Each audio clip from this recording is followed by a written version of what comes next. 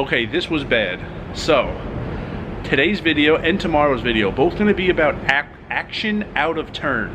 It happens a lot. There's no judgment call involved. There's a procedure to do what you need to do as a dealer to get it right.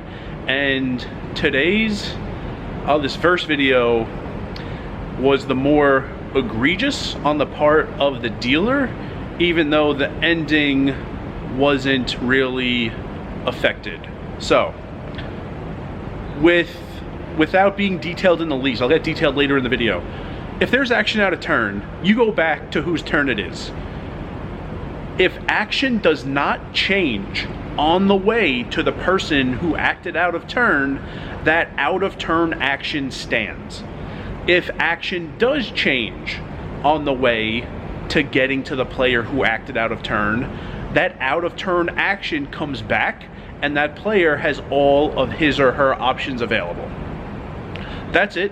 No judgment call involved. You might need to call the floor. You really shouldn't need to call the floor, but one instance that this happened during my time in Council Bluff is today's video, and let's go to the graphics and I'll show you what led up to this.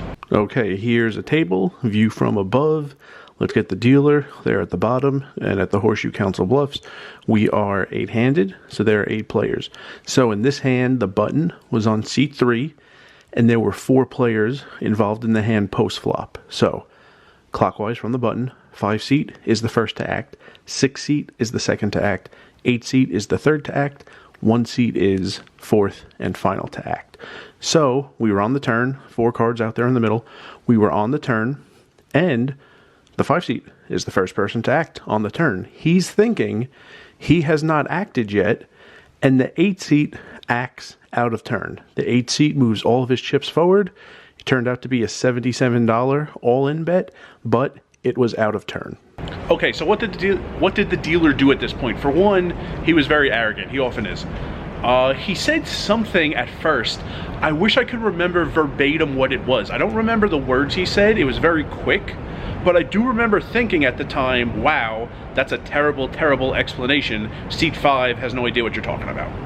It turns out it wasn't a bad explanation, it was just a wrong explanation. Because then after seat 5 was still thinking about what to do, the dealer said in this very condescending tone, "Do you know what your actions are?" I don't know why he has to say it like that, but he did. Seat 5 says no, and the dealer says you have 2 options. You can check or you can call the $77 bet. No, those are not his options. The 6 seat, who was second to act in this hand on all these post-flop streets, he used to be a dealer, and he looks at me because he knows I know what the procedure is also, and he says to the dealer, no, those aren't his options. He can't call a bet that hasn't happened yet. The dealer keeps saying those are the 2 options. I say you're not giving him the right options. Those aren't his 2 options. Like, he has more than 2 options, by the way. Eventually the dealer calls the floor, thinking he's gonna like shut up me and the 6 seat, like we don't know what we're talking about. The floor says like what you're supposed to say. You know, there's action out of turn. He says, okay, the 5 seat has all of his options. He could open fold if he wants to. He can check. He could bet any amount. Yes, those are his options. The dealer thinks he's wrong. After the floor leaves, the dealer says, well, that wasn't the right ruling. It's not a ruling in the least. There's no judgment call involved here. There's something to do, and the dealer didn't do it. But he was very adamant that those were the 5 seats' 2 options. Call a bet that hasn't happened yet, or check, which is wrong. The 5 seat has all of his options available to him. You know, you go back to who was supposed to act first on this street, and you act. And depending on what happens on the way to the player who acted out of turn, maybe that action out of turn stands, maybe it doesn't. Let me show you with another graphic what should have been the case. So visually, if the 5 seat checks and the 6 seat also checks, then action has not changed, and this out of turn action from the 8 seat, this all in for $77, needs to stand, and then action goes accordingly to the 1 seat next. However, if the 5 seat bets or the 6-seat bets, then action has changed.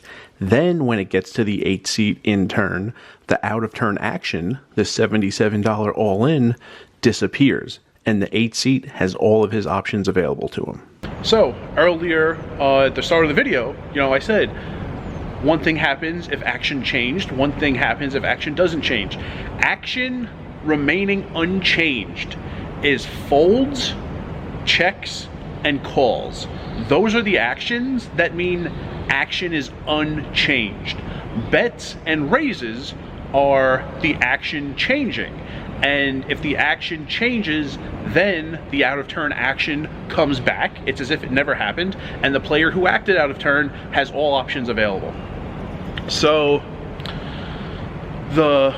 it was weird because when the floor was there, and this was after the 5-seat put out $77, when the dealer told him, those two terrible options. You can call 77 or you could check.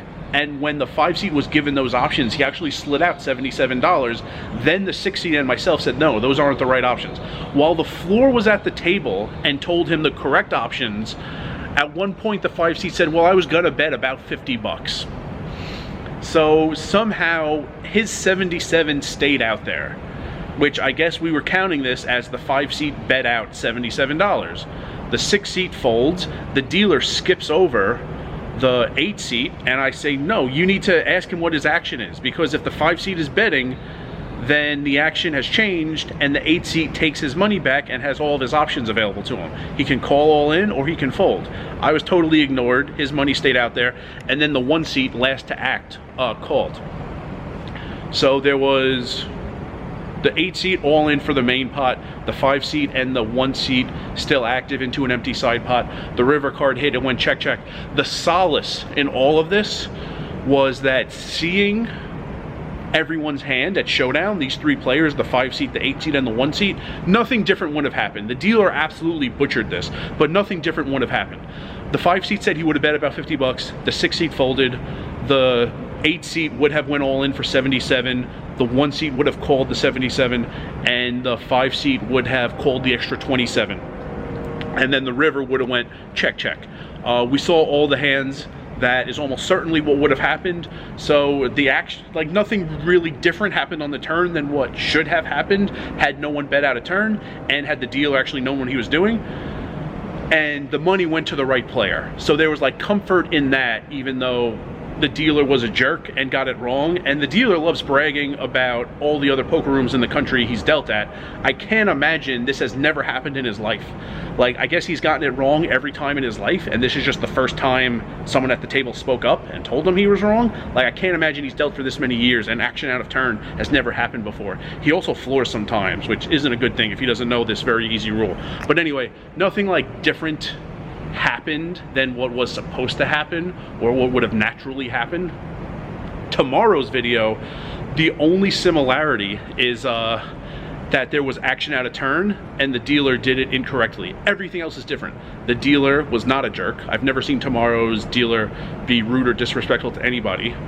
It did massively change what went on the street that had the out of turn action, and the chips went to someone who wasn't going to get the chips had the correct rules been enforced. Also, the floor was not called. Also, nobody spoke up. It was like the exact opposite. You'll have to stick around tomorrow to see that video. And remember, rice is a spoon food.